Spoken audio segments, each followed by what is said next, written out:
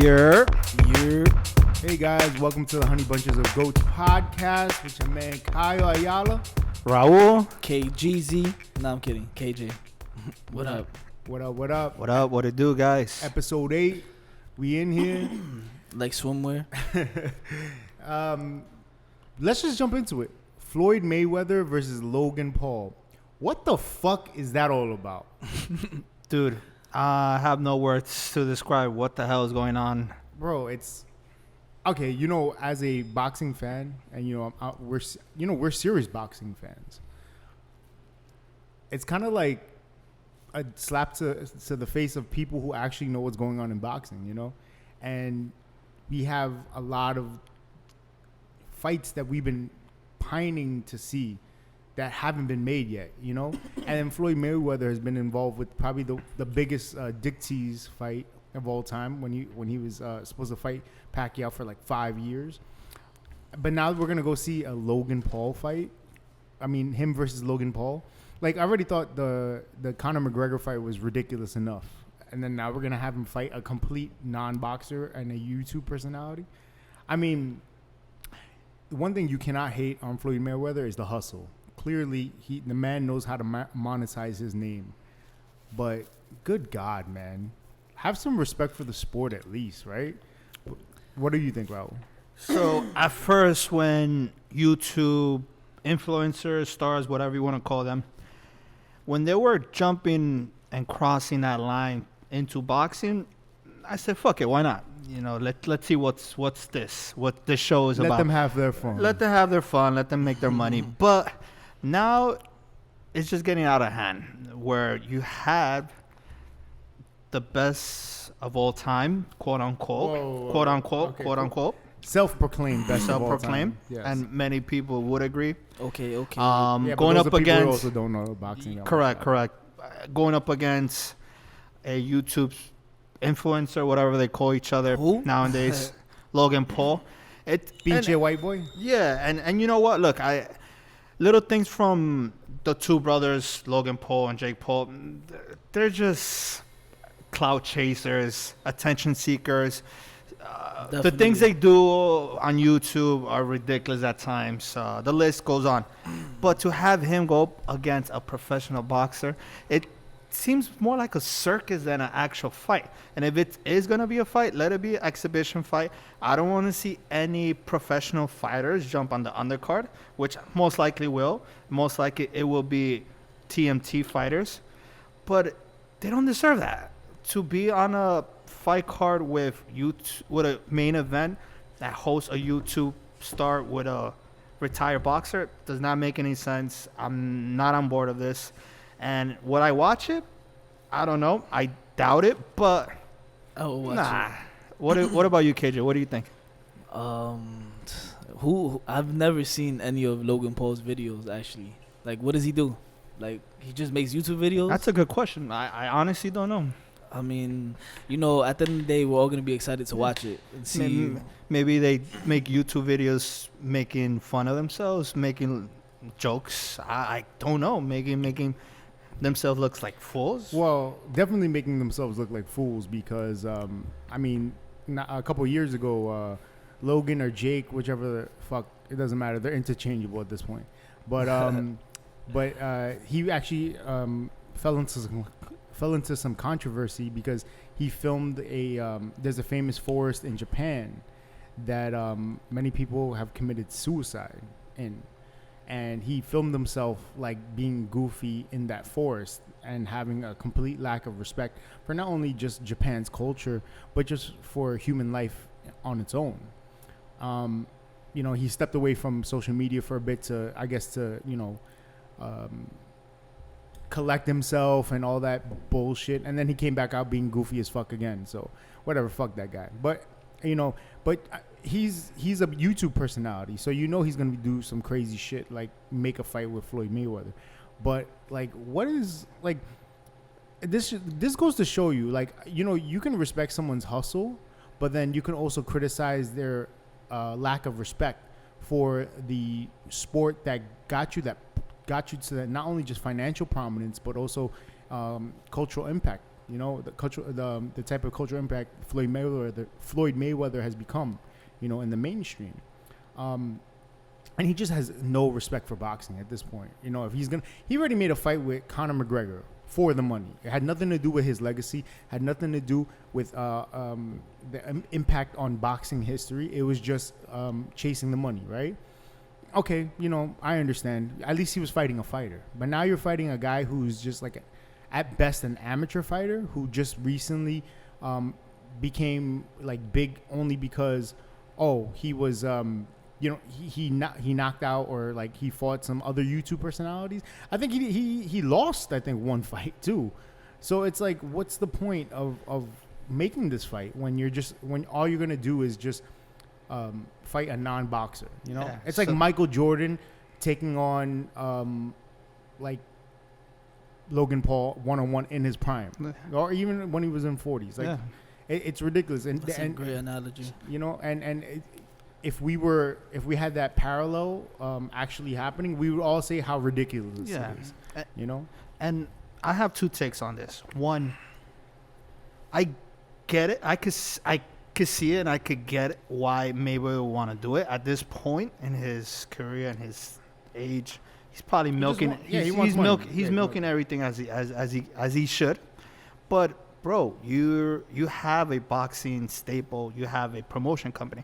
Why not use that time to grow that, invest in your youth, and have them come up instead of you trying to put yourself out there?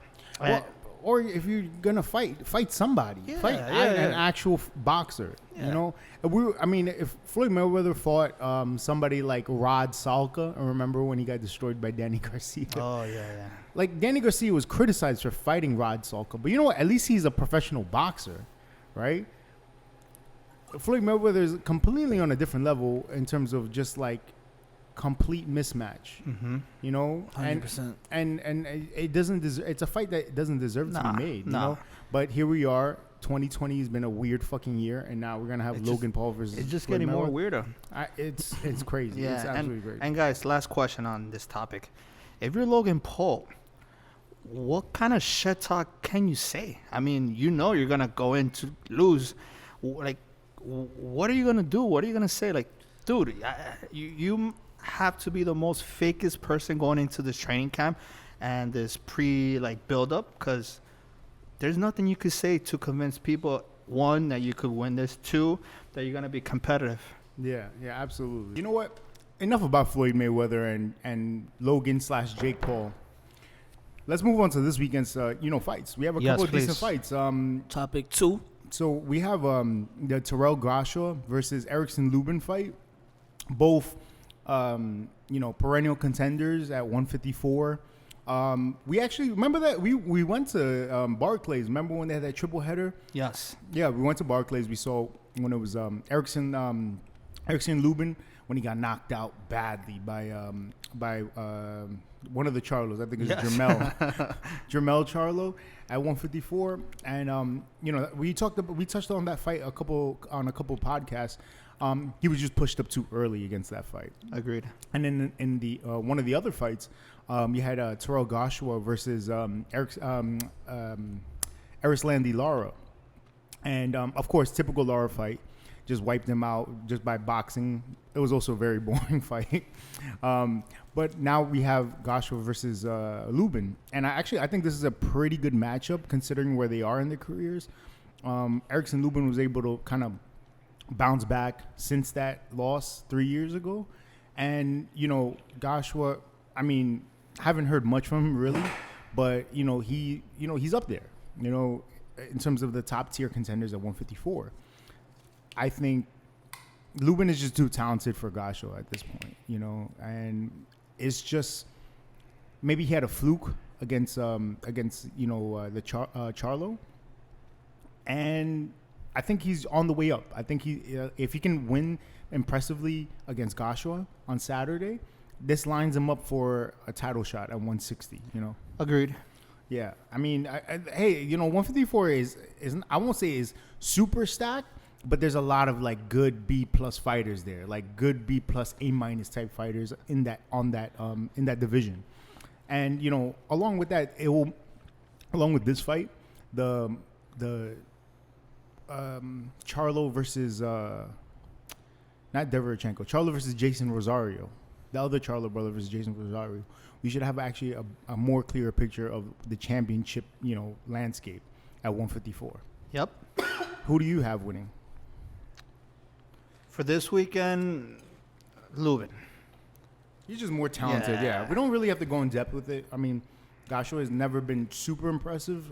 He has a decent record. Well, he has a good record, but other than he hasn't really fought that many names at 154, other than Erickson Lubin. Yeah. So Lubin should win that one. Yeah, Lubin has a good winning streak going on ever since he got his first loss against Charlo. Yeah. But yeah, he's up. He's definitely on the come up. Very, very, very young in his career where he lost.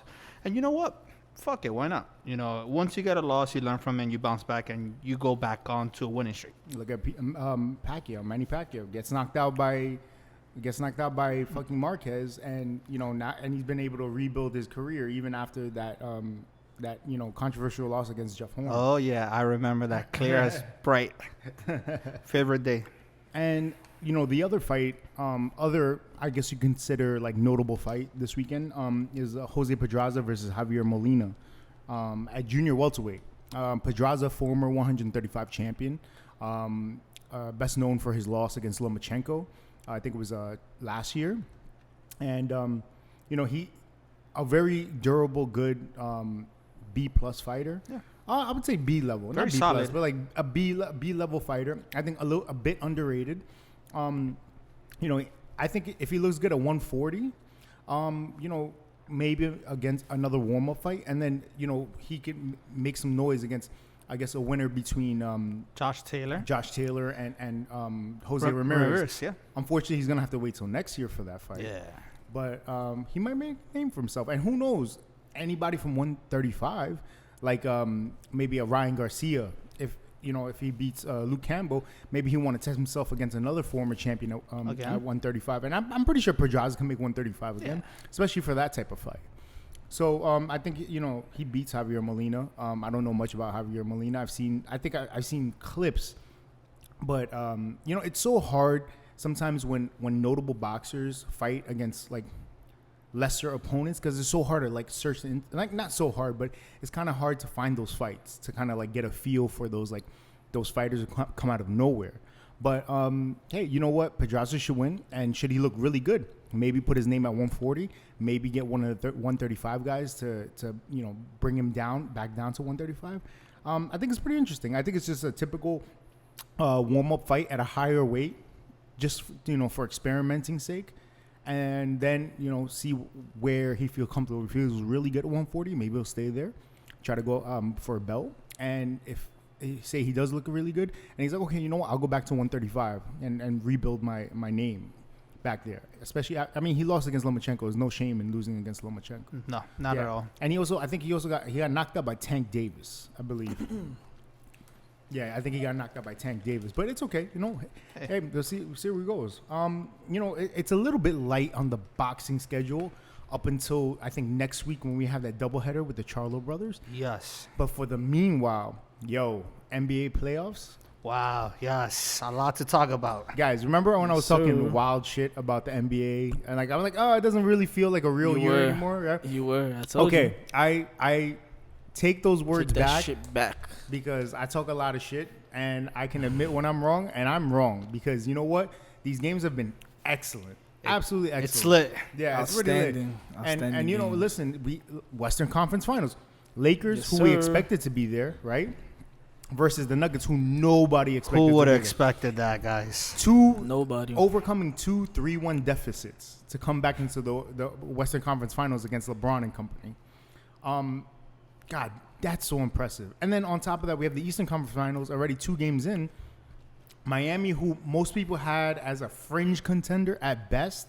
Most people didn't see them if they like matched up with like a Philly or with Milwaukee or with Boston. We were like, okay, they can maybe get to a second round or even the finals, but it just depends on how they get matched up. And look, they beat, who did they beat in the first round? Milwaukee. The number 1 seed in the East. Yeah, but who did they beat in the first round? Miami. Who did they beat in the first round? Let's get back to that. It was probably Indiana, guys. Yeah, I think it was. Oh, it was Indiana. Indiana. It was Yep. Indiana, Because guys. T.J. Warren, yeah, Which- was that matchup. Yeah, which they were favorited, rightly so. Then they go against number 1 seed Milwaukee, and they just beat the brakes off of them. Yeah, You know? I think both Western and Eastern Conference has a classic matchup of your underdog going up against Yeah. the big all-star team. Yeah. And who would have thought that the Eastern Conference would have been Miami, and like we all kind of predicted already that Boston was going to be rightful into that position. And now they're 2 games up on Boston. Yes. What great games too that were displayed Yeah. the past couple nights. I think- Excellent. The one thing that you can determine about the Miami Heat is that they have dog in them, mostly led by Jimmy Butler, who was an alpha dog from a majority of his career. You know, he started in Chicago, didn't work out in Chicago. He went to Minnesota, too many soft personalities there, right? He goes to Philly, same issue, too many soft Shots? personalities, huh? Shots. Yeah, listen, Karl Anthony Towns. Are you like scared of him? Like, he's talented, but are you scared of him? Like, are you like? Is he a dog? Is he a dominant force in the paint? No. I don't mean, think so. I think his first year he was, but just for the most part, Minnesota, along with when Andrew Wiggins was there and all that, they weren't known as like a strong team. And then I think Jimmy Butler got there, and his personality clashed with their kind of like complacency, kind of their just like indifference, right, to winning and losing.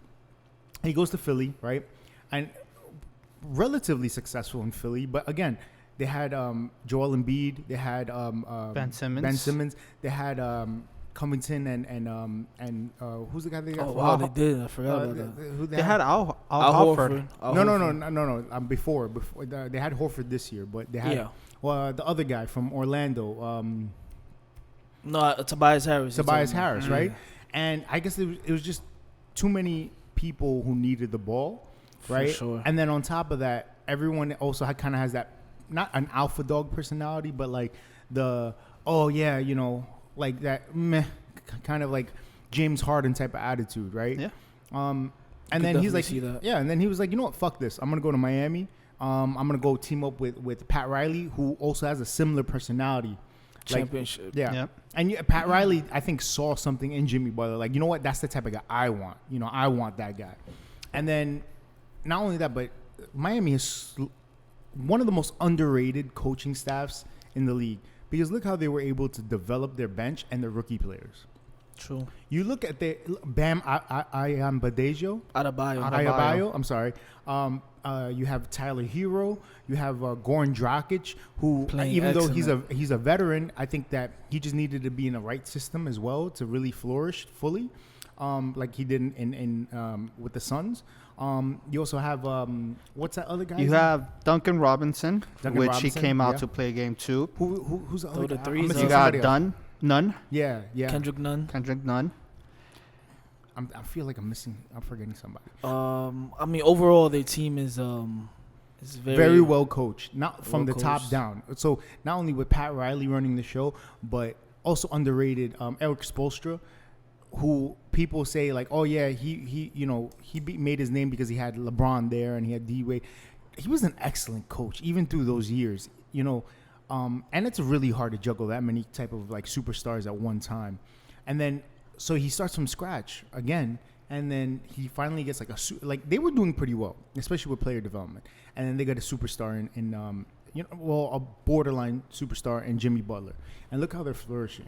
It's a very, very much a team aspect. But not only like Jimmy Butler wants the ball in his hand, but he's also not afraid to pass. He's not afraid to shoot, and he's not afraid. very to pass. unselfish. Yeah, one of the intakes that I took from game 1 and game 2, and even prior to this series, is that Jimmy Butler and his supporting cast, they're really not like stepping on each other's shoes. No. I don't see any egos around them. Jimmy Butler had less than 20 points that last game. Correct. Too, yeah. And if anything, Jimmy Butler with this team, and especially this series against Boston, he knows when to actually close a show and when to Yes. step up. You see, like Boston, that they're having the problem. And they've been having that problem this whole playoffs. Like when it gets to the end of the games, like they don't like. It seems like they play well up until it gets close, and then no one. It seems like I don't want to say no one wants the ball, but they kind of like they're not clear on their strategy at the end of games. Like who's gonna get the ball? Who's gonna get the ball? And you know what? Another thing that I did seem to notice is that towards the fourth quarter, they kind of rely a little bit on Jayson Tatum, which it should, because he is one of the all-stars in that team. But he's not ready to be that type of finisher, even though he thinks sometimes he is. But the thing is, this makes it way too predictable on Miami's side, on their defensive side, and they double lock on him. And that just messes up the groove a lot for Boston. It also doesn't help, as much as I love Kemba really Walker, does. It doesn't help that Kemba Walker hasn't been consistent. He hasn't been playing well. Game 1, he had one of the worst games. But game 2, he did seem to step it up a bit. But again, the difference in both teams that I did saw huge is that Miami, even when their top players are not consistent in a quarter, you have somebody like Dragic stepping up and putting the team on his back, making those deep threes, making those pass plays. You have in game 2, Duncan Robinson, first quarter, he just went off. Now, when it comes down to Boston, game 2, they had 19 turnover, guys. 19. In a playoff game in the Eastern Conference, game 2, that's unacceptable. It's surprising how, although, so the problem with Boston is that it seems like they don't have a clear strategy or clear communication towards the end of games when it gets close, right? To how to close out, right? And then meanwhile, on the flip side, you see Miami filled with a lot of young players and rookies, and it seems to help that they have that one person looks Jimmy Butler, right? Like when the going gets tough, they just look at Jimmy, like, Jimmy, what's up? And they're like, yo, I got y'all, don't worry about it. And so it kind of lessens the pressure on younger players to kind of like, oh, I have to do more than what I need to. No. Yo, Jimmy got this. And, yo, we got his back. Yeah. It seems like Boston is like too many people have too much of a share. Like, they share too much of their say, who has say. When clearly on Miami, it's like, yo, Jimmy got this. And we got Jimmy's back. Don't worry, I got you. So I'm going to give you guys 2 comparison examples. Miami first. Game 1 interview, you see Jimmy Butler saying the best things about Bam. As he should, because Bam had the clutch blocked. And because of that, prior to that game-saving block by Bam, Jimmy Butler had that clutch.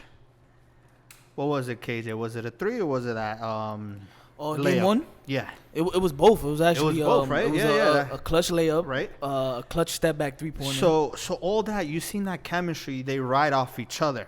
Now, compare that to Boston. There was rumors that Marcus Smart had a verbal disagreement, if not more intense words that could be said about that, against Jaylen Brown. I will say this. I think, again, these are rumors, but... Yeah. I will say this. I think that might be a good thing. That they need, because I think they have too many passive personalities on that squad, and they need like somebody, a Marcus Smart, who like that Jimmy Butler type attitude, where they're like, yo, let's fucking get this shit going, bro. And I like Jaylen Brown, but Jaylen Brown is like, he has like James Harden tendencies. When it's like nothing's going well, he plays too passively. Like, true. He's just like, oh, okay, all right. And he needs to be more aggressive. Yeah, and then Jayson Tatum, it's like he tries, but I don't think he's fully ready to take on that Kobe Bryant closer type of role. Like, he tries. I'm not saying he thinks he is. I think he tries to fulfill that role, and I don't think he is there. And it also doesn't help that Kemba Walker, who is kind of like that glue for the Boston team, he's not playing well. So when and I notice when Kemba doesn't play well, he kind of defers. Like, not in a bad way, but he's like, okay, I'm not playing well. You know what? I'm gonna try to get let other people get their burn because I'm not playing well. And it's like, no, bro, yo, they need you, bro. You know, you gotta get that back, like that 2010 NCAA tournament Kemba Walker, where like, yo, I'm the fucking man. Yo, give me the ball, right? They need that, and I think that's what's missing. And as opposed to when Miami, they're like, "Yo, Jimmy got this, and we got Jimmy's back." Jimmy's gonna close out the fourth quarter for the Miami Heat. They're gonna ride or die with Jimmy. Like, they all agree, like, "Yo, Jimmy, you could suck, and it's cool. Don't worry about it. Just do what you can do." Yeah, man. But it's just it's amazing how these group of players in that Miami Heat locker room, they all bond together and they all like complement each other so well. Exactly. And then they all look up to Jimmy, you know. Yeah. And then on top of that, Goran, who is kind of like the perfect veteran point guard for this team. Like who's playing like a magician as Yeah, well, like just hitting Yeah. 3-point shots with defense, him covered up Yeah. with You don't heavy need- defense yeah, on him. You So don't it's need like, Goran Dragic to be your number shit. one option, but you need him to be kind of like that consistent force on the court to kind of like get everybody going. Even when you get lulls in the game, like Goran's gonna organize everybody. Yeah. He's gonna move around like, and then Jimmy's the one who's like, yo, you good, you all right, cool. And I think that they kind of work well together, Jimmy and Goran, because Jimmy's a very alpha male personality and Goran's more of a calming presence. And I think their personalities mesh along with that young roster, you know. And they all just take Jimmy's lead, and if Jimmy's not playing well, they'll take Goran's lead, you know. and more so, it's like, you know, seeing these games and watching them as shooters, you can tell that on the Miami Heat, anybody on that team can make the big shot and, you know, win it for their team. because there's no All of them pressure. can shoot. Because like I said, they look towards Jimmy. They're like, hey, Jimmy got this. So they're just like, you know what, I'm gonna play my game. They play kind of like they have the pressure off of them, right? For They have the sure. pressure Yeah. off of them, and they get to play more freely as themselves. You know. And to add what you guys were saying, Miami, even when they're down by a deficit of 12 points, a dozen, whatever it is, they know all the right things to bounce They back. seem Yeah. unfazed. And because of this rhythm that they have to successfully just get back on track, Miami, they just start getting on that pressure, that zone where they start, I don't want to say panic, but like they start crumbling down. It's I don't know. I don't Yeah, know what to yeah. say. Guys, it's still 2 games up. It's still True. early, but Yeah. I don't know. Early in the Miami, series. they seem to know what they're doing, and I don't know, guys. Perseverance is an important quality in basketball, especially in the playoffs. And not only that, but look at the Denver Nuggets, talking about a definition of perseverance Wow. in the playoffs, overcoming 2 3-1 deficits, right? And you see teams who get to 3-1 deficits and they're just like, all right, we're gonna try our best, but they kind of have that look of defeat in them. That's and almost every team. Yeah, I think like when in the Utah series, they're like, okay, we'll take it 1 game at a time. Okay. Then when they got the Clippers, I think because they beat Utah, even though Utah's not as good as a team as the Clippers, when they got to 3-1, they're like, listen, these guys are the favorites. They're supposed to be here. Let's just win 3 games. And if we don't, it's okay. You know, they're the favorites. Whatever. Yo, we can still do this. We're not out. We're not eliminated. So all we got to do is win 3 games. They're the favorites. They're the ones with the pressure on them. And I think that's when it flipped. I think when the Clippers, they expected to be there, so they got complacent. And it showed because when they got those leads, they were just like, And then, you know, then the Denver's like, yo, we ain't got nothing to lose, so fuck it. Let's just go full throttle. Let's for 3 straight games. They're like, let's go full throttle. Fuck it. Let's just do it. Let's just play ball. Let's play ball. And you see the way Jokic plays, the way Murray plays, the way Paul Millsap, who's also that kind of like that Oh, man, he Goran played very Dragic well. Veteran. presence. He's not super athletic and he's not super amazing, but he does everything so well. Like he does everything good, you know. And especially that's what you want on for a veteran, on especially on a playoff squad like that. You need that type of veteran because they may not be as young as Miami, but I mean Jamal Murray been in the league a couple of years. Jokic has been in the league for I think 4 or 5 years, I think. And they're still both relatively young, and they've never been this deep in the playoffs. So, you know, it just everyone complements each other well. And I think the lack of a superstar on that team kind of helps them out because then they're just like, yo, everyone got each other's back. Yeah, Right? like we are all the superstars here in Yeah, this team. yeah. Our starting 5 in our bench, Yeah. we are the superstar. As opposed to like having the alpha personality like Jimmy Butler, they're kind of just like, yo, guys, we got this. Let's go. Yeah. They kind of like complement each other, you know. It's gonna be interesting, man. It's really gonna be interesting this Western Conference Finals because I cannot wait. one thing that the NBA bubble has showed you is like anything could happen, Yeah. you know. And True. you know, and then now you have, you know, the Lakers. Clearly they're the favorites at this point. I think they're the favorites for against not only just the Nuggets, but whoever wins the Eastern Conference. But here's the thing. It's 2020 in the bubble. You don't know what's going to happen. And if any team is going to make a run at the Lakers, it's gonna be either Miami with led by Jimmy Butler. It's gonna be the Nuggets, who clearly don't give a fuck what other people think, or it's gonna be Boston, who, if they do make it back from this 2-0 deficit, it's just gonna be based on talent and teamwork alone. So we'll see how they respond. But we know the Lakers gonna be favorites against any of these three teams. Again, NBA bubble, anything can happen. 2020, weirder shit has happened already. So it's gonna be fun. Like, off the top of your head, what do you think is gonna be NBA Finals and who wins? Wait. Before that, who do you guys have? Denver versus the Lakers. Who you guys taking game one? No, I'm saying. So who do you have in the finals? Oh, okay.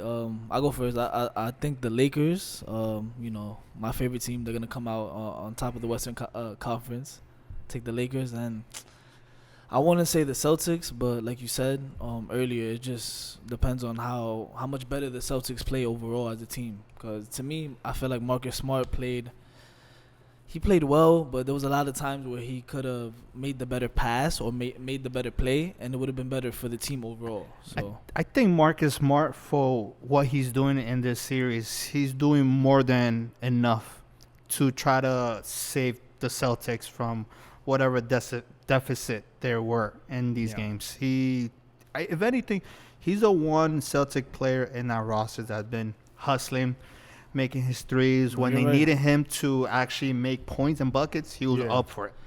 But during the last few minutes of that fourth quarter in game 2, it just, you saw there was points where he shot a 3-pointer and I think a mid-range where he didn't have to do it. He rushed early in the shot clock. And he, messed up the opportunity for a positive offensive possession. Yeah. So there was just a lot of things I saw during the game. Marcus Smart is just like a shorter, less talented version of Jimmy Butler, and he's trying a little bit too hard to be because it seems like everyone is kind of passive. Like I said, Jaylen Brown a little more passive. Kemba Walker is a little bit more of that positive reinforcement type of character. He's not the type of to call out teammates. Jayson Tatum he is the best player on that team, but he's not the alpha male on that team, right? And it's going to be interesting how they're going to adjust. I think that at the end of the day, that Marcus Smart outburst is going to help them in the long run, because they know we need to get tough. We need to get dogs. We got to be like how we were, was it 3 years ago? Before Kyrie got there, when they had that deep run with Scary Terry, Isaiah Thomas. This was after he got injured. When they had Scary Terry, Marcus Smart was playing really well in the playoffs. And then they had Al Horford, Yes. Oh, okay. Yeah. That year. Yeah. So I think it's gonna be Miami. I had Boston going in, but now it's easy for me to suggest Miami's gonna win because they're already up 2-0. But I think at the end of the day, it's gonna be Lakers are gonna win in 7. Let's go. And they're gonna play Miami. And you know what? I'm gonna say this. I would love to see Jimmy Butler beat LeBron. I think it's gonna be Miami in 7. It's not gonna happen. Nice. What about you, Raul? Well, my prediction would be the two teams that welcome this pressure. The two teams that don't give a fuck if they have a chip on their shoulders because they welcome it. Yeah. The two teams that have the best supporting cast.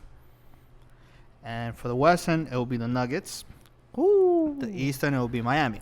I'm not mad at that. I'm really not mad because it's what? Not gonna happen. In a regular year, I would have been like, I don't know. But like I said, NBA bubble, anything can happen. And when can we say we have two underdog teams in the NBA Finals? Mm-hmm. You have your fan favorite in the Lakers. Yeah, we all know LeBron, AD, yada yada. Let's go. But to say that the Nuggets, Malone and his crew are in that final against the Miami Heat with Jay Crowder, Dragic, Jimmy Buckets, Duncan Robinson. Yeah. And hey, man, they beat the Clippers, and arguably the Clippers are just as talented as the Lakers. Maybe not as experienced. If anything, I could quote myself and you. We had the Clippers. I could talk for myself. I think we all had the Clippers. I had the Clippers winning the Western Conference. To Western Conference Finals. And who would have thought? Yeah, it's the NBA bubble. You don't know what's gonna happen. It's definitely like an interesting playoffs. Hey guys, NFL is back in full swing. Dun dun dun. In our last episode, we kind of covered who was going to win the divisions. We didn't really give our prediction for week 1, but you know what? For this NFL season, every week we're going to have an NFL roundup. We're just going to cover the games. We're going to cover the who won, who was playing well. Our weekly predictions. And then we're going to cover our weekly predictions for the next week. Week 2 already started yesterday with Cleveland beating Let's go. Cincy. Let's go. But Joey Burrow, he looked good. He looked good. He looked really well. good. He played very well. And Baker Mayfield played well. He didn't play bad, which we've been accustomed to seeing him recently. But he played well.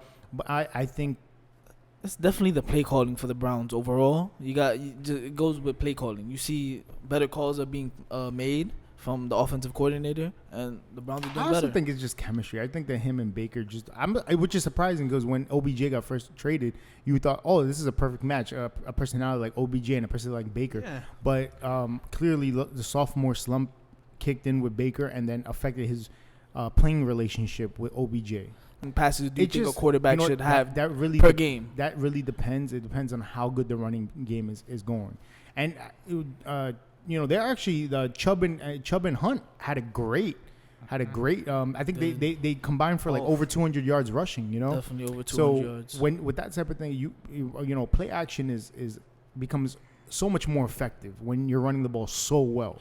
So it just depends. It really just depends. But during the beginning of the game, like first quarter, it was like he threw I believe 5 overall play action passes and completed 4 or 5 all game. You know what I mean? I just feel like the play calling. They were throwing more play actions, and I feel like that's what you need for Baker to be successful in the league. You need some play action plays for him. The thing with play action is not only does it buy you a little bit of time in the pocket to to read the defense, but also it gives you time to let your first read develop. So normally when you design a play action for your first read, right, and usually it's intermediate to deep type of ordeal. So when somebody like Baker, who has a hard time going to his second, third, fourth reads, right, and he tends to kind of bail out once his second read is not an option, he tends to bail out and roll right. The play action becomes your friend, especially if you're running well, because it not only gives you extra time, but it lets you let the first read develop, and you just go with the first read. Like if you read the safety drop, you read the linebackers, and if it's according to plan, you just let it rip. And Baker's that type of guy who's better. Every time he goes through his progressions, he gets worse after his first read is covered. So he's that type of NFL quarterback. But you know what? Let's get to week 1. Let's cover what happened in week 1, guys. All right, so in the season opener, we had the Chiefs 34-20 against the Texans.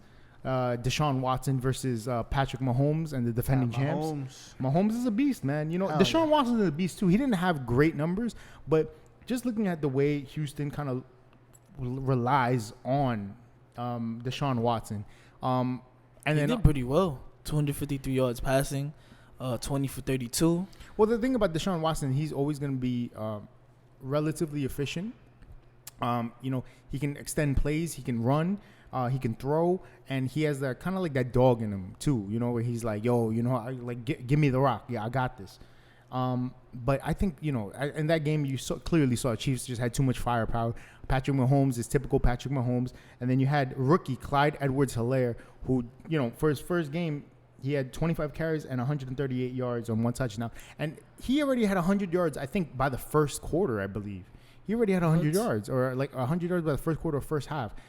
So imagine with another weapon besides that, besides the weapons that Patrick Mahomes has, in addition to Patrick Mahomes, you have a rookie who can catch, run, block, or maybe not block. He's still a rookie, but it's definitely going to be an interesting year for the Chiefs because they're definitely loaded. Then you had Seahawks versus Falcons, 38-25.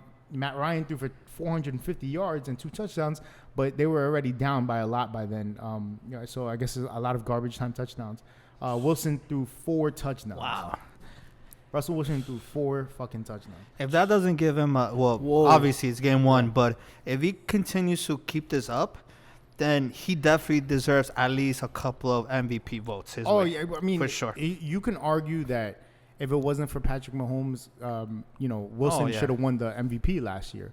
So, and he's so underrated. Honestly, as good as he is, people still don't see him as like super elite, and he's clearly super elite, like absolutely clear-cut super elite.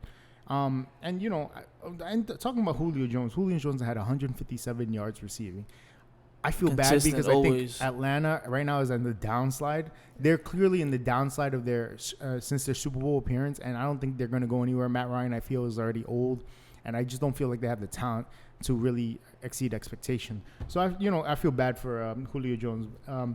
It is what it is. The next game we had the Jets versus Bills, 27-17. Do not let the score fool you, because anybody who watched that game.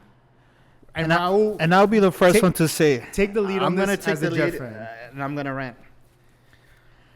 The Bills should have won by way more points.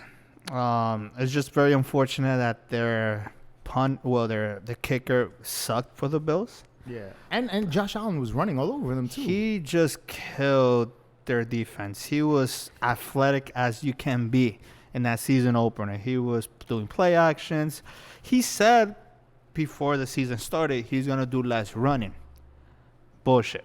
That's basic. But he did throw 46 times. He had, I think, 312 touchdowns. But it was the running, I think, that really... He had the most carries on his team. He had 14 carries for 57 he yards. did the most running. He and said, the rushing touchdown. He said, quote, unquote, I'm not going to do much running compared to my first season. Nope. No, he did the same thing, and he killed the Jets. Yeah. The Jets, people could argue that they have a lot of injuries, which we all know. They have no pass rush. Yeah, and Le'Veon Bell, he for the first couple of minutes he was running the ball well. It's just very unfortunate. It looked like he pulled a muscle on his leg. He slipped. Hamstring, I think. Yeah, right? even past that, you could tell that the Jets, once they got the feeling of the offensive vibe, it wasn't working. They had him as a wide receiver, and Frank Gore, he had a couple of runs, but it's just Sam Darnold. I guess he struggled against a very, very great defense against the Bills. It looks like they just picked off from where they left off last season. Mm-hmm. Sam Darnold, even though he had a little bit more time, it looks like this offensive line was he just better. Looks like he regressed. Like he's not. Like he looked like hasn't gotten better, and he hasn't. He got a little bit worse. There was signs and there was like little stints that he did good. It's just nobody was catching the ball. It's just, I guess, bad luck. He has no weapons for now. Other than Le'Veon Bell, and it seems like Denzel Mims is out. He's out of. But it also seems like Adam Gase doesn't know how to use bad calling too, guys. Yeah. Let's just get straight Adam to the point. Adam Gase is one of the worst play calls in the NFL. Period. Not only one of the worst head coaches, but also one of the worst play calls. And it looks like to wrap this I'm up a Miami fan, and I know what you're talking about. And to wrap things up with the Jets, because I don't want to keep talking about them. It looks like when they did have a good, consistent vibe and a flow to them, it was towards the end of the first half and towards the end of the game, which at that point, what does it even matter, guys? Mm-hmm. If you want to get this flow in, start consistent from the start. You don't necessarily got to be a beast, because we all know that the Bills, their defense it's stacked. Every year. But I don't know. And then we'll get to our week 2 schedule, but for them to be facing San Francisco. Yeah, that defense against this type of. Yep. Oh, they're gonna get destroyed. Yeah, so we'll talk about that later. Yeah, so Kyle, who do we have next? And then we had the Bears beating the Lions 27-23. Trubisky actually had a really good game. He had three touchdowns in the fourth quarter. They came back to win it. It was pretty impressive, and it just goes to show you that the Lions, Matt Patricia is a okay coach, but he does not know how to coach at the end of games. He's had that problem since he's become the Lions head coach. He doesn't know how to close out games, period. As for the Bears, hey, Trubisky, I still think he's trash, but you know what? At least he had that one 3 touchdowns. Yeah, but 3 touchdowns. But when was the last time he had a good game? Like, honestly, but this week. All right, good point. But let's see how the rest of the season goes. But for the meanwhile, have you seen those funny reactions with Detroit Lions fans when they end up seeing how they lose? It's the funniest thing. You know, and just a quick shout out, Adrian Peterson, old man Peterson, who gets released by Washington, has a good game. 14 carries, 93 yards. That's an I didn't know he was excellent playing game. for Detroit. Hell Yeah, he got signed by Detroit. He's a beast. Next game, the Packers destroyed. Well, I mean, it was close, but they really they I won't say destroyed, but they really worked the Vikings 43-34. All you have to know is that Aaron Rodgers threw 4 touchdowns. And Devontae Adams had 14 receptions for 156 yards and 2 touchdowns. Yeah.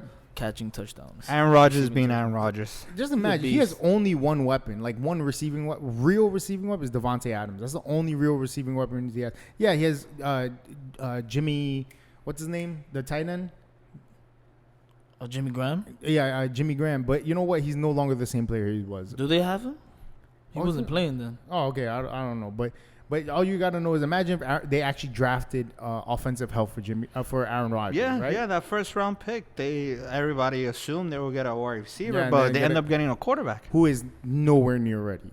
From the preseason, from like all the training camp, he's not ready at all. Wow. Next game, my Dolphins, The Mermaids. we got worked by the Patriots again. Defeated by Cam Newton. I just think it was like and the New England Patriots. it was just a bad game. Wasn't bad. It was a bad game. Cam Newton. Break it down. We just see now how Bill Belichick is a great coach, and he's gonna use Newton.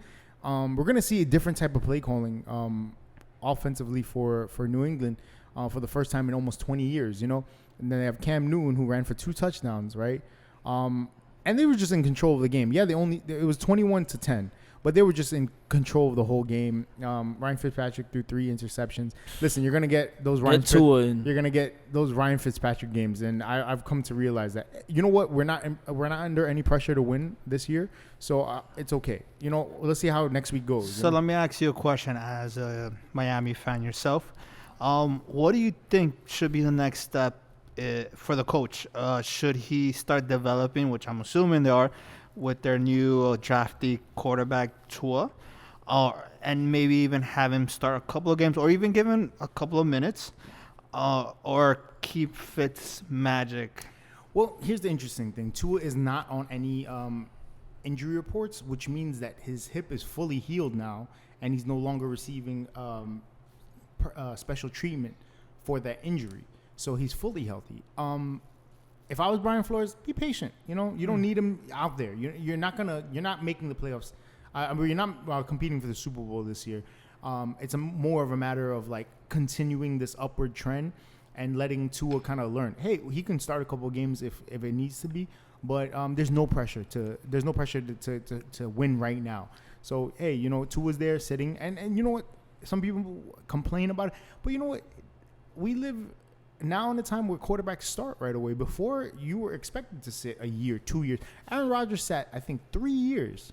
He sat 3. He was drafted in 2005, started playing in 2008. Yeah, but that's only because Brett Favre. He was a student under Brett Favre. Yeah, so and if you have that luxury, to wait, then you know it's not. But a Fitzpatrick isn't Favre at all. So watching Fitzpatrick and him play rather than Tua, I feel like it's just a disservice to Miami Dolphin fans. Yeah. I feel like they should play him. Yeah.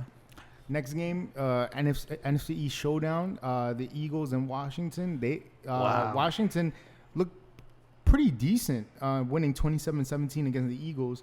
Dwayne Haskins, he didn't have a special game, I would say, but they were getting worked by halftime, and Ron Rivera said Dwayne Haskins took the leadership role, gave a pregame, halftime speech that kind of lit a fire under the team, and then he performed down the stretch, and they were able to come out with the win. Currently the only undefeated team, even though it's past week one, the only undefeated team in the NFC East, and they 1-0. You know, next game we have the Raiders versus the Panthers. Raiders won 34-30. Panthers made a run a bit at the end, scoring 15 points in the fourth quarter. But Raiders, Derek Carr looked good. He had a couple good nice throws to Henry Ruggs. You know, it's interesting to see where this Raider team is going to go, because in a position to, go for the playoffs or win a championship. But, this is, I think, Derek Carr's last chance to kind of like show people what kind of player he is. I mean, people also forget, like, I think it was like 4 years ago, he was like an MVP candidate before he got injured, and the Raiders were really rolling. Like they were on their way to become like a Super Bowl dark horse contender. And Carr goes down at the injury before the playoffs, and it just goes to shit from then. So it's good to see the Raiders kind of like you get to a good start and see, what Derek Carr has in store at this point of the season. Teddy Bridgewater made his debut for the Carolina Panthers, played relatively well, 269 yards and a touchdown. Christian McCaffrey doing Christian McCaffrey things, 97 yards, 2 touchdowns. And Robbie Anderson, actually, Carolina's offense did pretty well. A lot of it may have been a lot of like garbage time points, but, regardless, it's still pretty, it's early in the season, but it's good to see a team like Carolina actually have some decent, a decent debut for a lot of new players coming in, like Teddy Bridgewater and Robbie Anderson. Robbie Anderson, former Jet. Yeah, so I'm surprised the Jets let him go. He was actually playing well for the Jets last year. Yeah, and he was one of the best wide receivers. I like if not the best, but deep threat, probably one of the best deep threats in the league. for sure. You know what it is? Typical Jets. I guess he wanted a max contract. He wanted money. Yo, Washington State quarterback, not really known, wasn't known coming out of the draft. Didn't have a great arm strength. Didn't have great, accuracy. Wasn't particularly physically talented. But you know what? This goes to show you that quarterbacks, can come out of nowhere. If they have the dog in them, which Minshew clearly has. He has that Tom Brady kind of dog in him. Like, yo, let's win. We're going out and winning. I don't care. He plays above his talents, and that's really inspiring to see, especially with a team like Jacksonville, who's, I won't say in tank mode, but definitely getting rid of their assets, getting rid of Yannick. I don't even know how to say his name. Ngongwe, the defensive end, whatever. You guys know what I'm talking about. They let go of Leonard Fournette. Over the past couple of years, they've been slowly letting go of their pieces that made it to like one quarter away from the Super Bowl, And it's good to see Gardner Minshew kind of like take the lead and throwing, he threw 3 touchdowns. And are we going to say that they're going to win or win the Super Bowl or make it to the playoffs even? Maybe not, but you know what? Gardner Minshew, his attitude gives him that edge to possibly do that. Phillip Rivers didn't look too bad in his Indianapolis debut. 363 yards, passing touchdown. 2 and toes. Yeah. I mean, Phillip Rivers is always gonna have those type of games, but he also is a dog. He has dog in him, so it's gonna be interesting for the rest of the year seeing how Phillip Rivers plays for Frank Wright and the Colts. We had also the Ravens beating the brakes off the Browns 38-6. Week 2 already passed, and we were talking about Baker. He played pretty well against Cincy, but it is Cincy. Against the Ravens, man, they just got the brakes beat off of them. Lamar Jackson had 3 touchdowns. Hollywood Brown, 100 yards receiving. They're a juggernaut. The Ravens are a juggernaut. Listen, the thing about the Ravens is we know they are one of the best teams in the NFL. We know they're going to make it to the playoffs. What we're going to have to find out, the question for them is not going to be answered in the regular season. The question for them is, can you overcome that playoff beating that the Titans gave her? Wow. Can you make it to the playoffs and kind of seize the opportunity there, which they didn't last year? I think part of it was a little inexperience on Lamar Jackson's part. They shut down Lamar Jackson and then they shut down the team. So it's going to be interesting. Game 1, they definitely starting to answer a couple of questions. 38-6. And the Ravens, no pun intended, shit it on the Browns. OBJ. I mean, as you can tell, you got to get OBJ the ball, and you need to get the ball in his hands to make some plays for the team. Yeah. He's a big playmaker. Maybe he needs some encouragement before the games. I mean, he might smell a little bit, but he might. The next game, we had the Chargers beating the Bengals 16-13. We talked about Joey Burrow. He looked really good against the Browns in the week 2 matchup yesterday. In the week 1, it was he's a rookie. Chargers are a veteran team, and they only won by 3. So goes to show you. And let's talk about how it sucked for him to watch his kicker miss the field goal to end up tying the game. That last drive, he got them so close. Yeah. To just end up missing that field goal, it was crushing to see. Yeah, Joe Burrow definitely has that dog in him. He definitely has that dog in him, which I like. I do like the way he plays. Yeah. We also had Cardinals versus 49ers. That was a great game. Cardinals won 24-20. Listen, Kyler Murray is a star, okay? Kyler Murray. Kyler Murray is a star. That's why you start Tua. Yeah. That's why the Dolphins, you start Tua. Good argument. Yeah, you can argue the opposite. That's why you do it. But you also got to remember, they also got DeAndre Hopkins, 14 receptions, 151 yards. Is he really that much of a beast? When I saw his stats, he's I'm like, a beast, damn, bro. What is it? Does he get open well? Does he run amazing routes? What is it about him as a player? He's like Mike Thomas.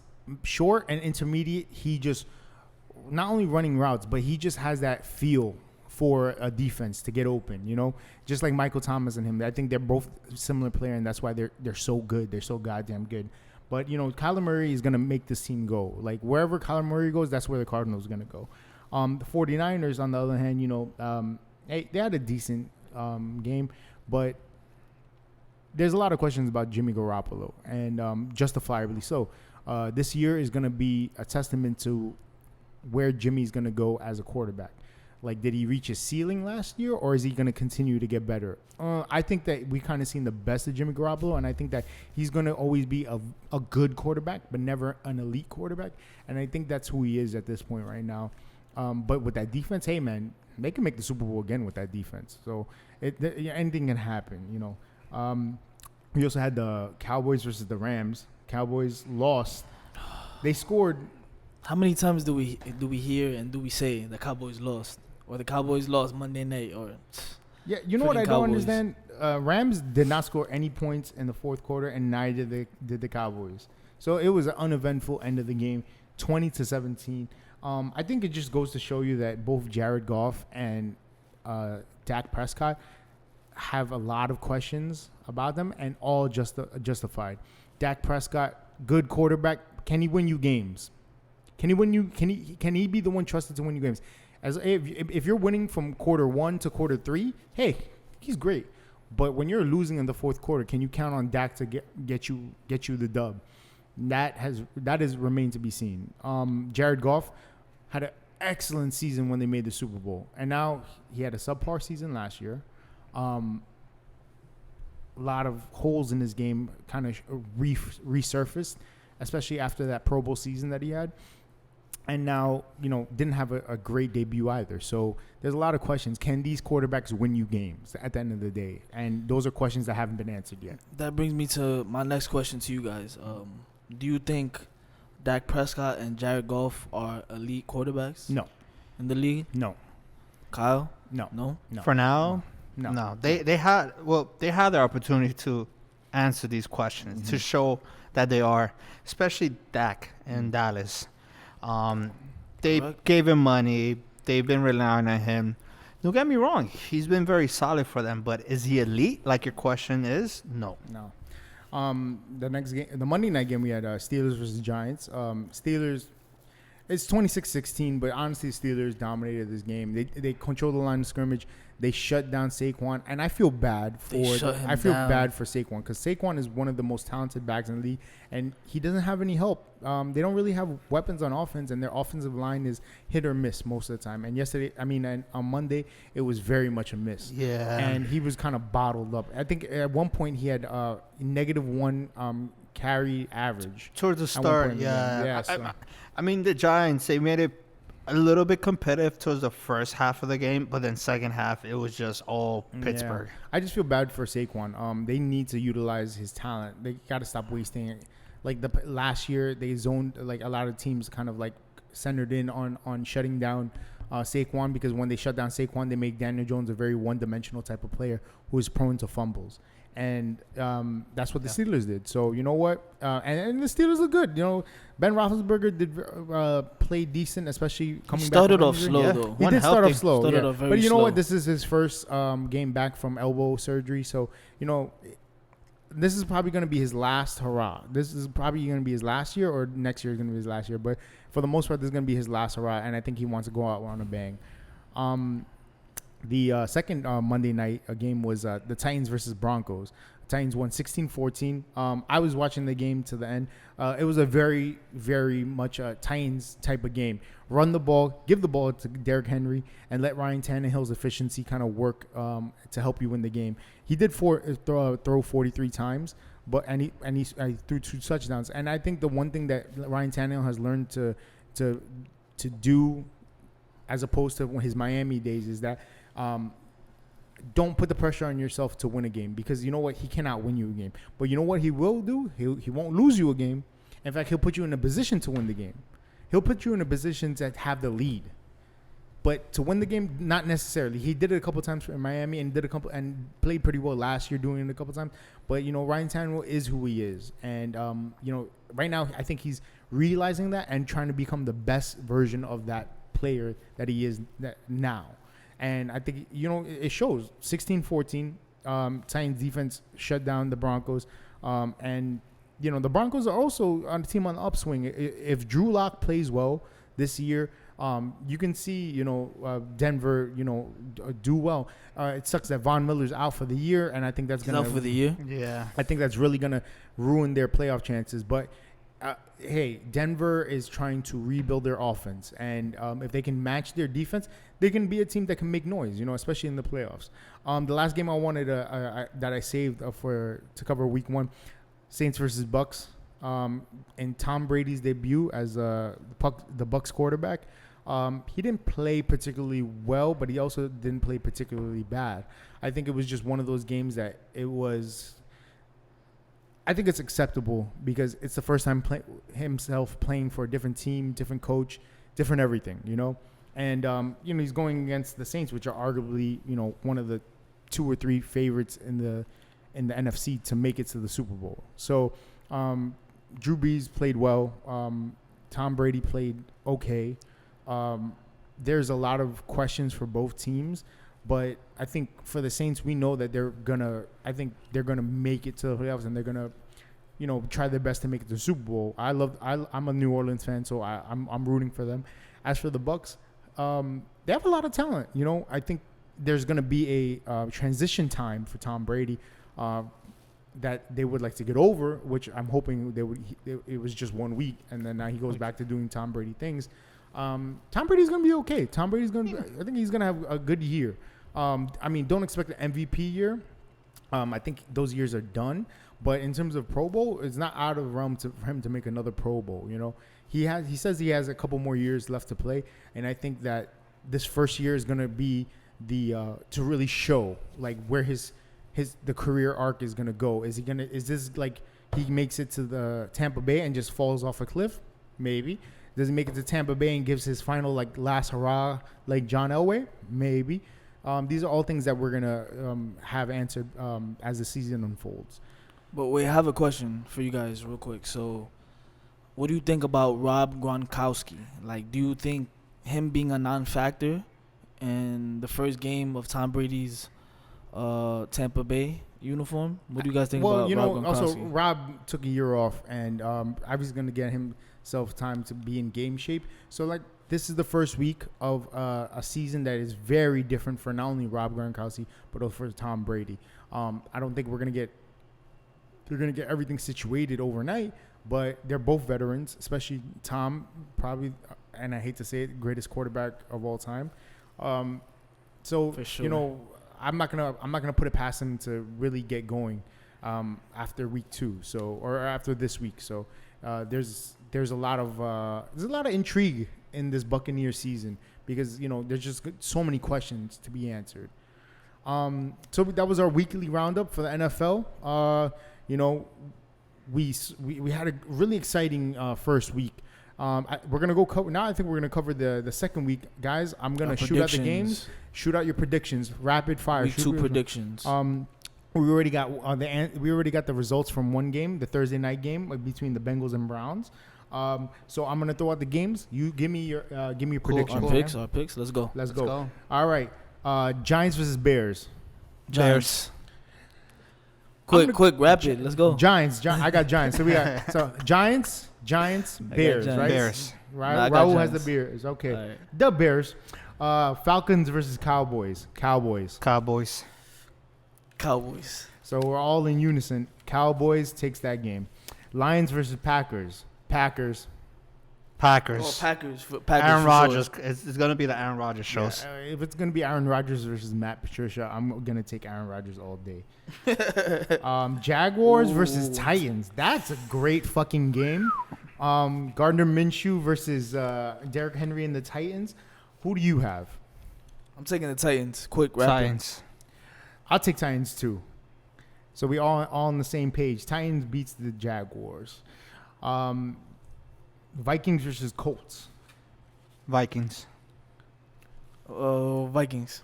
I'm gonna go with the upset. I think Phillip Rivers gets his first win in the Colts uniform this year. Yeah. Bills versus Dolphins. Bills. Dolphins. You're not gonna Or beat them. you already know who the fuck Wow. I'm picking, bro. You know I'm who not I'm the picking, Bills. bro. Get them Bills out of here, Yeah, man. fuck out of here, Josh Allen. Fuck out of here, Josh Yo, Allen. they gotta play Well, Tua. guys, it won't be surprised if Josh Allen does what he did to you guys, what he did to the Jets. I'm gonna say it right here, guys. We can edit this out though. But I'm a bandwagoner for sure. But I did like the Dolphins before. Miami was my team, but because of the decisions they made and how everything's going, no, there's no more for me. I'm not a Listen, fan. Dolphins all day, my nigga. What up? You But gotta I do stick want to them his to win. team, KJ. Nah, I'm a bandwagoner for sure. No Okay, lie. No okay. cap. All right, well, I'm going with the Dolphins. Ha, ha, ha, ha. Let's go. 49ers versus Jets. 49ers. I don't even have to Ooh. think. 49ers for sure. You gotta pick your Jets, bro. I'm picking my Jets. Raul was going to pick his Jets, begrudgingly so. Yeah. Rams versus Eagles. Ooh. The Rams. I got the Eagles winning. What? Yep. Oh man. I like the Eagles more. Carson to be Wentz. honest. I got Carson Yeah, Wentz. I think nah. Jared Goff is going to go 2 interceptions Bro, this game. hold on. Let me ask something. If you already have Eagles fans burning out their jerseys for week 1, what does that tell you? We are also talking about Philly, okay? The same Philly that had Carson Wentz having a Pro Bowl season, getting them to the playoffs, and then getting injured. That's not his fault. And then Nick Foles winning the Super Bowl. And then for the rest of his career, no matter how good Carson Wentz plays, unless he wins a Super Bowl, they're going to be like, you suck. Foles is better. I want Foles. Foles couldn't even beat out Mitchell Trubisky, which is kind of sad. And I was expecting him to win that competition. But it goes to show you that Foles is the ultimate backup quarterback, not starting quarterback. Agreed. We also have the Broncos versus Steelers. Good game. I'm going to go with the Steelers. I'm leaning Steelers. This is a little 50-50, but I'm leaning with the Steelers. Steelers. I like the Steelers. Yeah. Yeah, I will say it might be a close game. Ooh. Buccaneers versus Panthers. Buccaneers. I have the Tom Bucks Brady. winning. I got the Bucks. I think Tom Brady's going to go off. I think he's going to have at least 3 passing touchdowns. But don't hold me to that. Washington versus Cardinals. Ooh. I think Cardinals. Cardinals. I got the Cardinals. I think Kyler Murray like goes Kyler Murray. off. I would, but you know what? It would be nice if Dwayne Haskins and Kyler Murray kind of have a shootout. You know, that would be pretty interesting to watch. We have the Chiefs versus Chargers. Chiefs. 100%. Yeah, but you know, Chargers.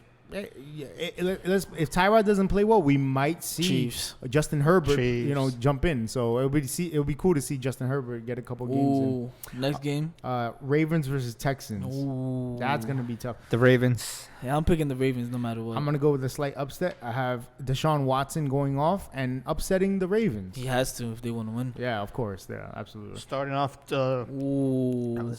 two games lost. Yeah. Good luck. Next game. Patriots versus Seahawks for the Sunday night game. That's gonna be Wow. good. Cam Give Newton me a versus sec. Russell Wilson. This is Russell Wilson all I'm day. going with Seattle.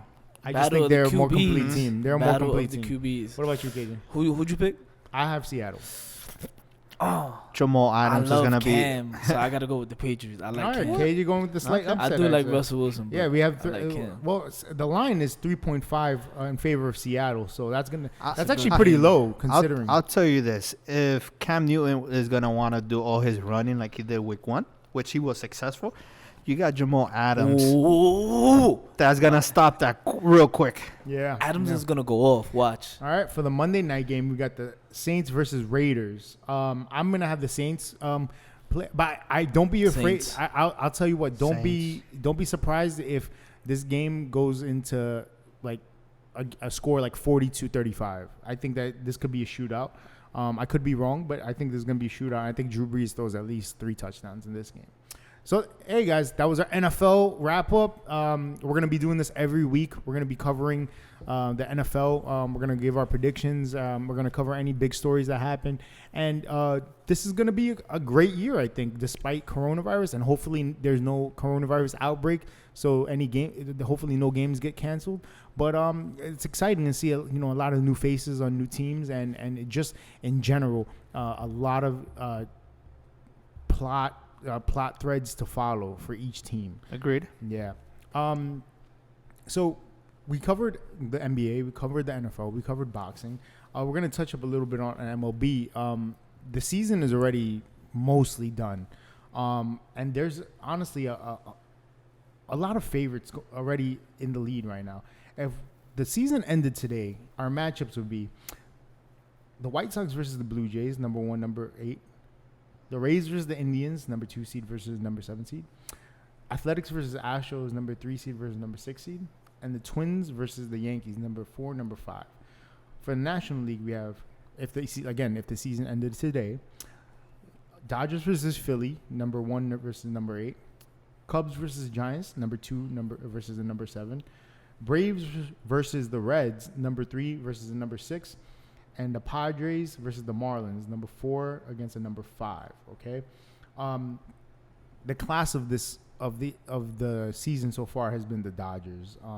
The Dodgers are playing very well. The White Sox are playing pretty well as well.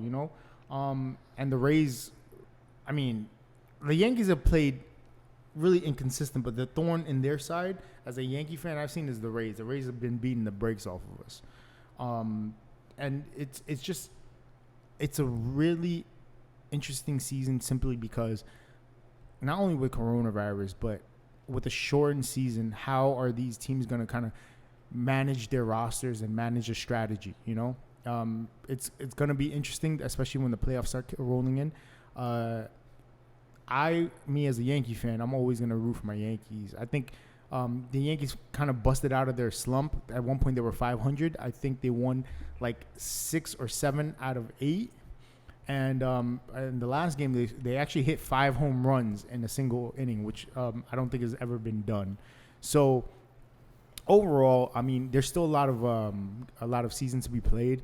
A lot of things that need to be sorted out until the playoffs come. But as a Yankee fan, I'm looking forward to seeing that if the Yankees kind of break out of that slump that they had and start like putting the pedal to the metal. They have a lot of injuries, but their offense seems to be coming out of their slump, and it's gonna be fun. I mean, yeah, we won't be able to go to the playoffs like we did for that 2017 Astros versus Yankees series. That was a great series. Remember, Raul? Shit was fire, bro. Remember how much fun we had? Oh, my God. One of the best baseball games, let alone best live game I've ever been Yeah, to. and we had a great time. The Yeah. energy in there is nuts. Let me tell you this. Baseball gets a bad rap because a lot of people find it boring, especially a lot of younger viewers. But I will tell you this. Nothing is like playoff baseball when in October. Yeah, and because there's no time, it's more about just the pressure of performing rather than performing against time, And that's one of the best parts about boxing. About baseball. There's no clock.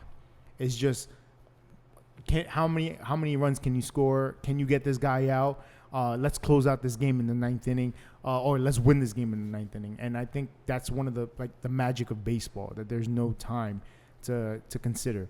And as you can tell, hey, if you want to convert somebody into baseball, all you got to do is go to a playoff game. Hell yeah. Go to an For MLB sure. playoff game. And Raul had a great time. Raul's not even a fully Yankee fan. It got me hooked for sure. It kind of turned Raul into a little bit of a Yankees fan, New York fan in general. Yeah, well, I think in general, growing Yankee up, fan. baseball wasn't something, I grew up with. My parents, especially my dad, ever saying, "Hey, let's watch a baseball game." Yeah. Up until October, that series, it was even might have been either a day after my birthday or the day before, but it just felt so magical. You know what's funny? I noticed like you were excited to go to the game, but not because like you were excited. You were just excited, like, oh yeah, it's a playoff game. Yeah, this is gonna be cool. And then you were there, and we were experiencing the moment. And I think you were so caught up. We were all caught up. I think we all lost our voice at a certain extent. Yeah, and that's the magic of baseball. It was so magical, guys, and of course having you guys around was even perfect. But just the crowd, the people around us giving us high fives, so united and so passionate they were. It just really changed the views I had for baseball. Yeah, me as a sports fan and as a baseball fan, it was fun that year that we went, and maybe we can recapture that magic this year. There's not going to be any fans, but you know what? Let's hope for exciting series like the NBA has provided us with exciting matches and exciting games. I know it will. Yeah. Guys, it's that time of the podcast. Time of the pod. Our Mas Puta list and our goats of the week. All right? Let's go straight into our Mas Puta list. Guys. Who goes first? Let's go. KJ, Whoever. Who is your Mas Puta? My Mas Puta of the week is going to be Kawhi Leonard. Playing terribly for the Clippers. Couldn't close out the series against the Nuggets. Shot 6 for 22, which is I believe 27%. That's my spot of the week, man. Kawhi Leonard. Shit. What about you, Raul? So I have a sports journalist called Skip Bayless for his remarks against Dak Prescott and mental illness, right? Yeah. So his quote basically. It's such a bad take. Yeah. He deserves the Mas Puta for 2 weeks, in my opinion, but for this week he's getting it. His quote, and let me give you guys a backstory. Dak, he had an interview stating remarks about depression. He had a brother that committed suicide, and this on top of quarantine was a big development of depression. On top of all this, he had no idea he was going through this symptom of depression up until he actually noticed these huge blows of changes all around him. And this is this is all he had to express in this interview, which was, in my opinion, a great gesture of a human being, not let alone a quarterback, athlete, all-around player. This just goes to show you, athletes, as we all know, we're all humans. We feel, we're not robots, guys. So Skip Bayless, to go on with him, he quoted, "He's a quarterback of America team. The sport that he plays in dog-eat-dog. It is no compassion, no quarterback given on the football field. If you reveal publicly any little weakness, it can affect your team's ability to believe in you in the toughest spot." So basically, he's questioning his leadership. Yeah. His leadership and his toughness. Yeah, as a quarterback in Americans quote-unquote team. Which is pretty messed up to say. No, guys. I think if anything, he should get the opposite of that. I'm pretty sure teammates are going to go up to him and say, you know what? I look up to you now because you opened up to everybody. And this is what I look in people's qualities, Yes, he's a quarterback of your team. He could be questioning your leader. But no, I don't think if you're a real teammate plus, let alone a friend, you're always going to support him. And I think Skip Bayless, his remarks were just retarded. It was just just in general, just a bad take overall. I think he was just trying to make a point, but he took it in the worst possible way to make that point. Yeah. I think, look, if you mention machismo in this, it has nothing to do with testing your leadership, your braveness, whatever he wanted to imply. In the end of the day, this just really blossom what athletes are. It's human beings. Yeah.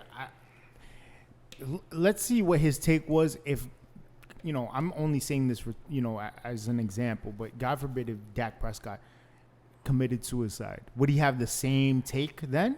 No, he would have been like, mental illness is such a thing, Exactly. and he would have a completely different take if God forbid Dak Prescott actually took his own life, So now that because he's alive and he came out publicly saying, kind of revealing his vulnerability, and then you're gonna go kind of like criticize him for that? Yeah. No. Well, you know what? If God forbid anything happened to him, then you should have that same energy then if that's how you feel. And guys, we could all relate to quarantine, let alone any other issues we have, let alone Dak Prescott's issue. Mm-hmm. But this quarantine, let alone is stopping our normal life, took an impact in our feelings and our emotions. It wasn't easy, guys. So this topic of quarantine and COVID, our listeners, I guarantee, could also relate. In some way, in shape or form, it really did affect us. Yeah, absolutely. And and in addition to that, losing his brother, losing his brother in that way, that's gonna fuck with your head, and it's just a bad take by Skip Bayless. I'm not gonna be like everyone else on social media and the media and be like, oh, he's a terrible person and all this stuff. Listen, Skip Bayless has been known to say controversial things, but I think it's the opportunity for him to learn, and not so much we to condemn him, which I mean he deserves condemnation, but I think this is an opportunity where he should be, kind of like open his eyes to being educated on, becoming a better person and more in tune with mental health awareness. I think definitely. something that we all have to like make a better effort at just putting ourselves into understanding mental health and the importance of it. Yeah. On a lighter note, my mas puta of the week goes to Playoff P. Paul George. Ooh. Playoff P. PG-13. The self-proclaimed Playoff P, Paul George. Let me tell you something. I remember when Paul George was playing for the Indiana Pacers, and when they went to Game 7 against the Heat when LeBron was there. And, man, Paul George really blossomed. He really, you saw a lot of, like, the defensive prowess, the offensive ability, three-point shooting.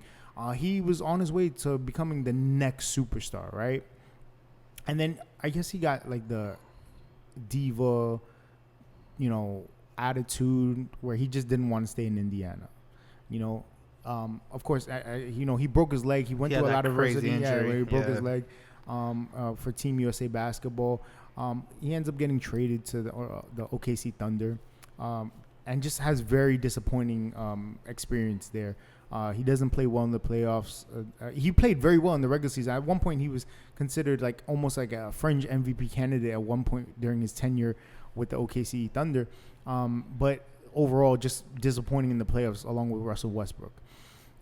He gets traded to the Clippers, in which the Clippers basically bet the farm for Paul George. They traded almost all their assets to get Paul George because in order for Kawhi to sign, Kawhi wanted another running mate with him. So they needed to get Paul George in order to get Kawhi Leonard. So now you have a stacked team with not only just arguably two of the top 10 players in the league, but you also have a great supporting cast. A lot of blame can be spread out through the Clippers' failure against the Denver Nuggets. No one really played well. Kawhi Leonard was 6 for 22, 2 for 7 from 3-point range. Only scored 14 points. Terrible. And He played terrible. yeah. But Paul George went 4 for 16, 2 for 11 from 3-point range, and scored only 10 points in an elimination game. He's proven plenty of times that he chokes in playoff games. And you know what? It's not fair for me as a non-athlete, non-professional player to criticize someone who is tremendously talented as a basketball player. But you know what?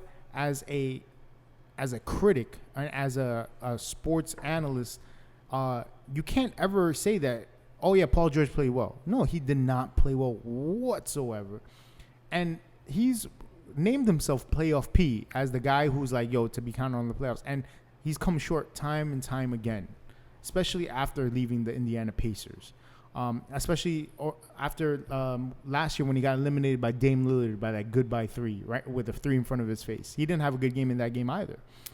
But to go 4 for 16 and 10 points, I mean, yeah, you could argue Kawhi had a worse shooting night.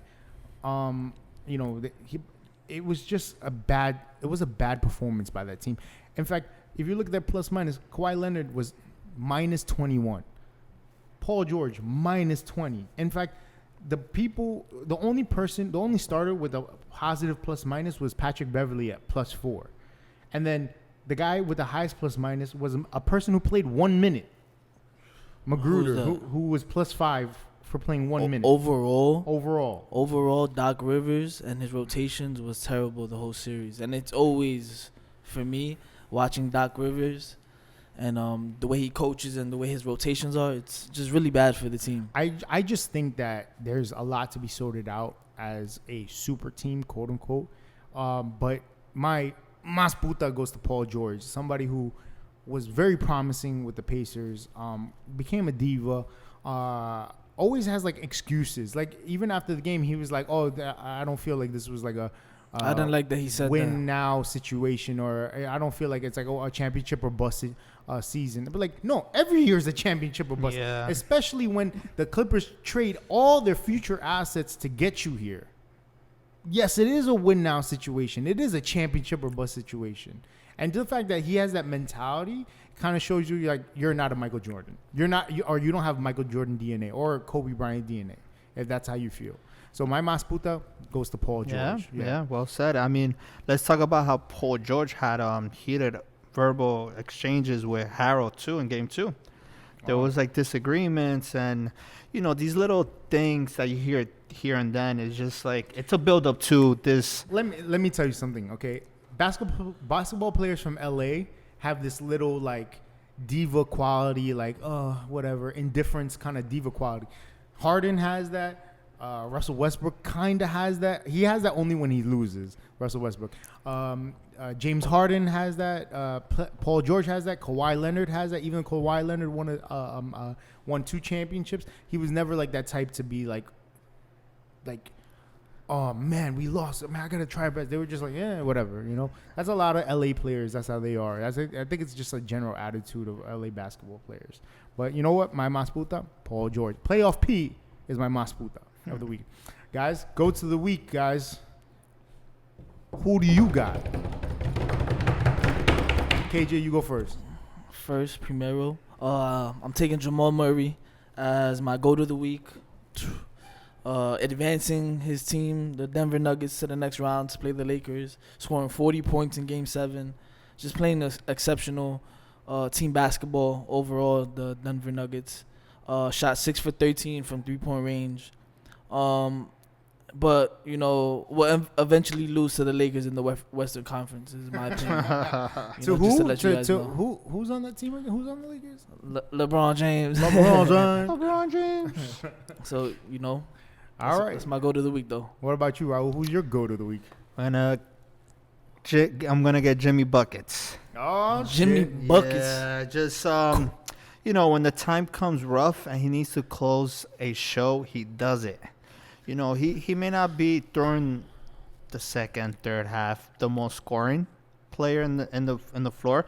Why? Because he has people he can rely on. Nobody that's gonna take egos, that are going to disagree. No, not at all. Everybody really complements each other in that team. They hold each other down.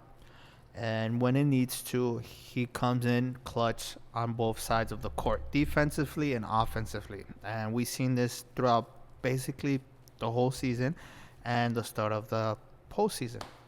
And this is why he's my go to the week. Jimmy Buckets. Jimmy Buckets. My go to the week goes to Aaron Rodgers of the Green Bay Packers. Listen.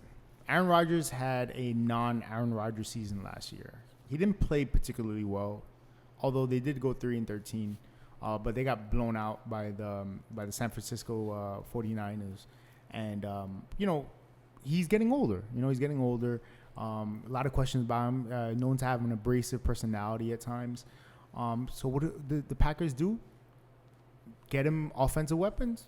No. They draft a potential replacement for Aaron Rodgers. I wonder why.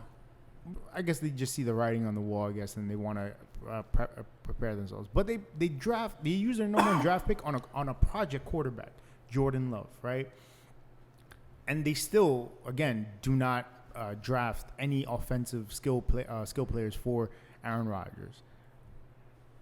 So he's kind of like his career is on the line this season. At least his career in Green Bay is on the line this season. There's a lot of questions that were asked about Aaron Rodgers, and he has a lot of pressure to perform this year. Even though they went 3-13 this year under Matt LaFleur's first year as head coach, there's still a lot of questions to be answered. So he goes out week 1 and goes, you know what? I'm still Aaron fucking Rodgers, and throws 4 touchdowns, and even without much help. Yeah, he has Devontae Adams, who's essentially his only major weapon, and he fucking performs his ass off. So my go-to week goes to Aaron Rodgers, who will be under a spotlight this year in Green Bay. Possibly his last year. We don't know. But one thing we do know is that Aaron Rodgers, he may be a dick sometimes, but you know what? He ain't no punk. He's a baller. And at the end of the day, ballers gonna ball. And 4 touchdowns in week 1, hey, that's a good start to the season. So my go-to the week goes to Aaron Rodgers, an OG who's still out there performing. Hold on. Our quote of the day, we can edit this out, is going to be ballers are going to ball. Okay. For episode 8. Okay, Players, I like that. Players gonna play, Hey. and ballers are gonna ball. Hey. Bowling. Hey. That's a 3LW reference right there. And on that note, guys, thank you for listening. Episode 8, Honey Bunches of Goats Episode podcast. 8, baby. Bang bang. We out. Yes, sir. Peace. Peace. Later. You got knocked up. You got knocked the fuck out, man!